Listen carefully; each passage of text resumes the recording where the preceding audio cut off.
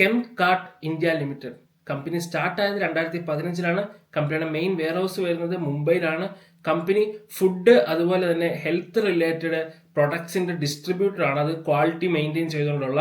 So company main ആയിട്ട് focus ചെയ്യുന്നത് B2B business ആണ്. അതായത് ബിസിനസ് ടു ബിസിനസ്, കസ്റ്റമറിലേക്ക് അല്ലാതെ വലിയ വലിയ ബിസിനസ് ഫേംസുകളിലേക്ക്. IPO പറ്റി പറയുമ്പോൾ IPO സ്റ്റാർട്ട് ആകുന്നത് ജൂലൈ 7 അതുപോലെ എൻഡ് ആകുന്നത് ജൂലൈ 9 അതിന്റെ അലോട്ട്മെന്റ് വരുന്നത് ജൂലൈ 10 ഏകദേശം 80 കോടി രൂപയുടെ IPO ആണ് ലിസ്റ്റ് ആകുന്നത്.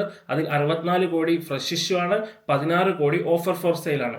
കമ്പനിയുടെ പ്രൈസ് ബാൻഡ് വരുന്നത് 236 248 ഇടയ്ക്കാണ്.